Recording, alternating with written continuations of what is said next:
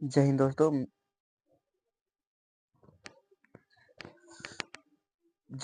मैं संतोष कुमार आप सभी को स्वागत करते हैं आपके बीपीएससी कोचिंग क्लासेस में। आज हम बात करने भारत के जो है प्रमुख धर्म के बारे में बात करने वाले हैं। यानी कि भारत में जो है कौन कौन से धर्म थे, इसके बारे में हम लोग जानेंगे। यह वीडियो जो है यूपीएससी, बीपीएससी, एसएससी सभी परीक्षाओं के लिए है, सभी स्टूडेंट के लिए है। यदि आप लोग जो है किसी कॉम्पिटेटिव एग्जाम की तैयारी कर रहे हैं तो यह वीडियो आपके लिए बहुत ही महत्वपूर्ण होगा। इस वीडियो से जो है क्वेश्चन पूछे ही जाते हैं, जैन धर्म से क्वेश्चन पूछे ही जाते हैं। तो आज हम लोग जानेंगे जैन धर्म। अगर आप लोग जो है वीडियो देख रहे हैं तो अपने दोस्तों के साथ शेयर कर दीजिए। अगर आप लोग इस चैनल पर नए आए हैं तो प्लीज़ लाइक एंड सब्सक्राइब कीजिए और अपने दोस्तों के साथ शेयर कर दीजिए ताकि उनके लिए भी कुछ हेल्पफुल हो जाए। तो चलिए वीडियो को स्टार्ट करते हैं। सबसे पहले हम लोग जानेंगे कि भारत के प्रमुख धर्म। आज जो हम लोग क्या जानेंगे, भारत के प्रमुख धर्म जानेंगे। तो देखिए, छठी शताब्दी में भारत में जो है कुल 72 संप्रदायों का विकास हुआ था। कितने? 72 संप्रदायों का विकास हुआ था, जिसमें जो है जैन धर्म, बौद्ध धर्म, आजीवक संप्रदाय, लिंगायत, कपालिक कपालिक, शैव धर्म और वैष्णव धर्म प्रमुख थे। यानी कि उस समय छठी शताब्दी जो है, छठी शताब्दी में अभी कौन सा शताब्दी चल रहा है? 21वीं शताब्दी चल रहा है। अभी कौन सी शताब्दी? 21वीं शताब्दी। छठी शताब्दी में कितने धर्म का विकास हुआ था? तो 72 धर्म का विकास हुआ था। कितने धर्म का? 72 धर्म का विकास हुआ था, जिसमें जो है कौन कौन धर्म प्रमुख थे? जैन धर्म, बौद्ध धर्म, कौन धर्म? जैन धर्म, बौद्ध धर्म, आजीवक संप्रदाय, लिंगायत, कपालिक, शैव धर्म और वैष्णव धर्म का प्रमुख था उस समय। अब हम लोग चर्चा करते हैं जैन धर्म। उससे पहले हम लोग देखते हैं जैन धर्म का इमेज कैसा है, जैन धर्म का जो है फोटो कैसा होता है। देखिए, जैन धर्म, इस धर्म के संस्थापक ऋषभ देव थे। यानी कि आप लोग इससे पहले जानते होंगे कि जैन धर्म का संस्थापक जो है कौन थे? तो महावीर स्वामी थे। वास्तव में जो है जैन धर्म का प्रथम संस्थापक कौन थे? इस धर्म का प्रथम संस्थापक ऋषभ देव थे। जैन धर्म के प्रवर्तक को तीर्थंकर कहा जाता है। यानी कि पहले इसमें जो है जिसने भी काम किया है उसको क्या कहा जाता था? तो तीर्थंकर कहा जाता था। तीर्थंकर कहा जाता था। जैन धर्म के प्रथम संस्थापक कौन थे? तो ऋषभ देव थे। जैन धर्म के प्रथम संस्थापक ऋषभ देव थे। देव पहले तीर्थंकर थे। जैन धर्म के पहले तीर्थंकर ऋषभ देव थे। उसके बाद तीर्थंकर का अर्थ होता है दुख से भरे संसार रूप सागर को पार करने वाला। यानी कि तीर्थंकर का अर्थ होता है जो दुख से परे संसार रूप सागर को पार करने वाला।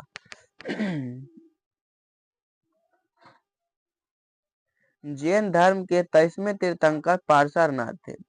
जैन धर्म के 23वें तीर्थंकर कौन थे? तो पार्श्वनाथ थे। जैन धर्म के 23वें तीर्थंकर पार्श्वनाथ थे। इन्हें झारखंड के संवेद शिखर पर ज्ञान प्राप्ति हुई थी। पार्श्वनाथ की ज्ञान की प्राप्ति कहाँ पे हुई थी? तो संवेद शिखर, झारखंड के संवेद शिखर में प्राप्त हुई थी, जिस कारण संवेद शिखर का नाम पार्श्वनाथ की चोटी हो गई। इसके कारण तो वहां पर जो है पार्श्वनाथ के ज्ञान की प्राप्ति हुई, इसीलिए जो है संवेद शिखर का पार्श्वनाथ की चोटी हो गया।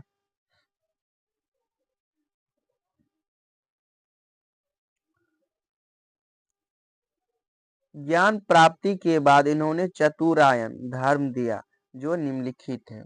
जैन धर्म ज्ञान प्राप्ति जो हुआ पार्श्वनाथ को, उसके बाद जो है यह अच्छा कितने धर्म दिया, चतुरायन मार्ग बताया कि मनुष्य के जो है इस मार्ग पर चलना चाहिए, मनुष्य को जो अच्छे जीवन जीने के लिए इस तरह का काम करना चाहिए, ऐसे रहना चाहिए, ऐसा काम करना चाहिए, ऐसे चलना चाहिए। कौन बताया? तो पार्श्वनाथ ने। देखिए पहला है झूठ नहीं बोलना। पार्श्वनाथ ने बताया कि मनुष्य को अच्छे तरह से जीवन जीने के लिए जो है, अच्छी तरह से रहने के लिए, स्वस्थ रहने के लिए, ना किसी का टेंशन, ना किसी से कोई मतलब रखने के लिए क्या करना चाहिए? झूठ नहीं बोलना चाहिए मनुष्य को। क्या नहीं बोलना चाहिए? झूठ नहीं बोलना चाहिए। अगला जो है धन संग्रह नहीं करना, यानी कि धन का जो है बहुत ज्यादा जमा नहीं करना चाहिए। क्या? धन संग्रह नहीं करना, यानी कि अहिंसा नहीं करना, अहिंसा नहीं करना। उसके बाद जो है तीसरा चोरी नहीं करना, असत्य नहीं करना, चोरी या असत्य नहीं करना।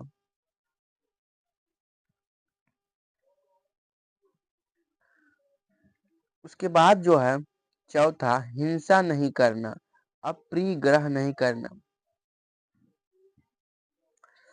जैन, उसके बाद हम लोग जानेंगे जैन धर्म। यह जो है जैन धर्म के 24वें तीर्थंकर थे महावीर स्वामी। जो है महावीर स्वामी, आप लोग दूसरे बुक में पढ़े होंगे कि जैन धर्म का संस्थापक जो है कौन थे? तो महावीर स्वामी थे। वास्तव में जैन धर्म के पहले तीर्थंकर कौन थे? तो ऋषभ देव थे। और 23वें तीर्थंकर पार्श्वनाथ थे। 23वें तीर्थंकर पार्श्वनाथ थे। और 19वें तीर्थंकर बल्लिकनाथ स्वामी थे। 19वें तीर्थंकर कौन थे? बल्लिकनाथ स्वामी थे, बल्लिकनाथ स्वामी। और 24वें तीर्थंकर जो है कौन है? तो महावीर स्वामी है। 24वें तीर्थंकर कौन है जैन धर्म का? तो महावीर स्वामी है। जैन धर्म के 24वें तीर्थंकर एवं अंतिम तीर्थंकर महावीर स्वामी है। इन्हें इन्हें जैन धर्म का वास्तविक संस्थापक कहा जाता है। यानी कि जैन धर्म के वास्तविक संस्थापक जो है किसको माना गया है? तो महावीर स्वामी को। किसको? महावीर स्वामी को माना गया। इनके पिता सिद्धार्थ थे। जैन धर्म के पिता कौन थे? तो सिद्धार्थ थे। जैन धर्म के पिता सिद्धार्थ थे, जो ज्ञात्रिक कुल के राजा थे। कहाँ के राजा थे? ज्ञात्रिक कुल के राजा थे। इनकी माता इनकी माता त्रिशला थी, जो लिच्छवी नरेश चेटक की बेटी थी, चेटक की बहन थी। इनके बड़े भाई नंदी बर्मन थी। इनका जन्म 540 ईसा पूर्व वैशाली के कुंडल ग्राम में हुआ था। कहाँ पे हुआ था? वैशाली के कुंडल ग्राम में हुआ था। इनकी पत्नी यशोदा थी। इनकी बेटी जो है प्रियदर्शनी अनोजिया थी। दामाद जयमाली था। 30 वर्ष की आयु में गृह त्याग दिए। 12 वर्ष की कठोर तपस्या के बाद जो है जाम्बिक ग्राम में 1 साल वृक्ष के नीचे रिजुपालिका नदी के तट पर इन्हें ज्ञान की प्राप्ति हुई। महात्मा गांधी को जो है ज्ञान की प्राप्ति कहाँ पे हुई थी? जाम्बिक ग्राम के रिजुपालिका नदी के तट पर हुआ था। कहाँ पे हुआ था? तट पे हुआ था। ज्ञान प्राप्ति को केवल्य कहते हैं। जैन धर्म में जो है ज्ञान प्राप्ति हो जाते हैं उसको क्या कहते हैं? केवल्य कहते हैं। ज्ञान प्राप्ति के बाद इन्हें केवलिन जीन या निग्रोध कहा गया।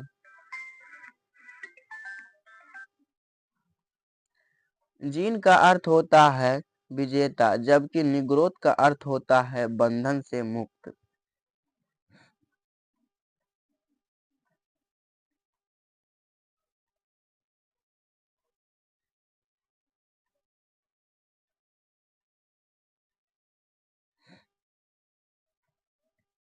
उसके बाद जो है इन्होंने पहला उपदेश राजगीर में दिया था, जबकि अंतिम उपदेश पावापुरी में दिया था। इन्होंने पहला उपदेश कहाँ पे दिया था? राजगीर में। और अंतिम उपदेश कहाँ पे दिया था? तो पावापुरी में। और पावापुरी में ही महावीर स्वामी का क्या हो गया? मृत्यु हो गया। पावापुरी में ही महावीर स्वामी का मृत्यु हो गया। ज्ञान प्राप्ति के बाद इन्होंने पंचायन धर्म दिया जो निम्नलिखित है। ज्ञान महात्मा गांधी को जब ज्ञान प्राप्ति हुआ तो इन्होंने कितने पंचायन धर्म दिया? तो 5 पंचायन धर्म दिया। और पार्श्वनाथ ने कितने दिए थे? तो 4, जो निम्नलिखित है। पहला जो है, झूठ नहीं बोलना, धन संग्रह नहीं करना, चोरी नहीं करना, हिंसा नहीं करना, ब्रह्मचर्य यानी कि विवाह नहीं करना। महात्मा गांधी कहते थे। महावीर स्वामी ने त्रिरत्न दिए जो निम्नलिखित है। सम्यक ज्ञान, सम्यक विश्वास, सम्यक आचरण।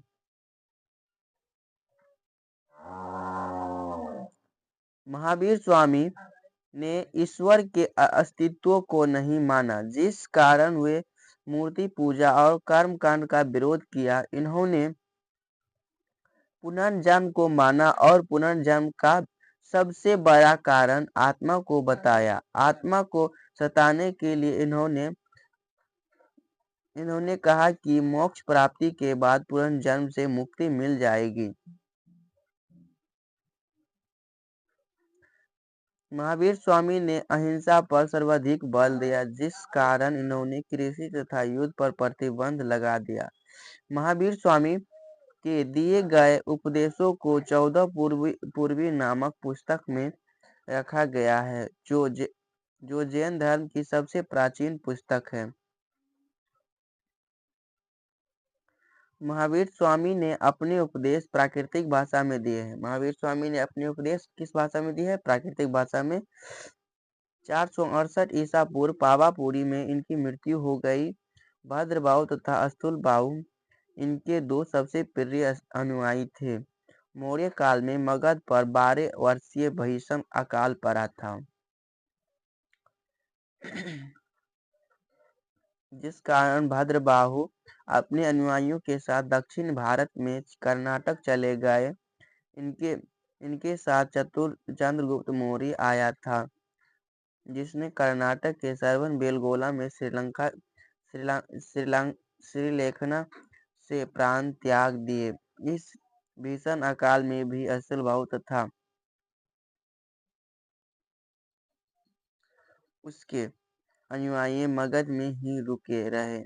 जब अकाल खत्म हो गया तो भद्रबाहु मगध लौट आया, किंतु इन दोनों में विवाद हो गया।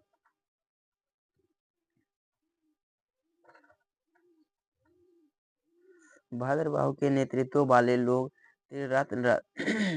निर्वस्त्र रहते थे, यानी कि भद्रबाहु के नेतृत्व करने वाले लोग निर्वस्त्र यानी कि नंगे रहते थे, जिन्हें दिगंबर कहा गया। भद्रबाहु के नेतृत्व वाले लोग जो है निर्वस्त्र रहते थे, जिन्हें जो है दिगंबर कहा गया, यानी कि वहाँ के लोग सब जो है नंगे रहते थे। जबकि स्थलबाहु के नेतृत्व वाले लोग श्वेत वस्त्र पहनते थे, जिसे श्वेतांबर कहा गया, यानी कि उजला कपड़ा पहनते थे। किसके? स्थलबाहु के नेतृत्व करने वाले लोग सब। जैन धर्म के विस्तृत प्रचार के लिए 2 जैन संगीतियाँ हुई। पहली जैन संगीतिया 300 ईसा पूर्व। संगीति 300 ईसा पूर्व पाटलिपुत्र में हुआ था। कहाँ पे हुआ था? पाटलिपुत्रा में। पाटलिपुत्रा में हुआ था, जिसकी अध्यक्षता जो है स्थलबाहु ने किया था। उसी में भद्रबाहु ने 12 अंग का नामक पुस्तक की रचना की। द्वितीय बौद्ध संगीति यह 6ठी शताब्दी में गुजरात के बलबी में हुई थी। उसकी अध्यक्षता जो है देवाधीश्वरम ने किया। उसी संगीति के समय में 12 उपांग की रचना हुई थी। अगर ये वीडियो आप लोग को अच्छा लगा तो प्लीज़ लाइक, सब्सक्राइब और अपने दोस्तों को साथ शेयर करें और हमें सब्सक्राइब करें और एक कमेंट करके बताएं कि वीडियो कैसा लगा। तब तक के लिए जय हिंद, जय भारत दोस्तों। मिलते हैं नेक्स्ट वीडियो में। हम लोग जानेंगे बौद्ध धर्म के बारे में।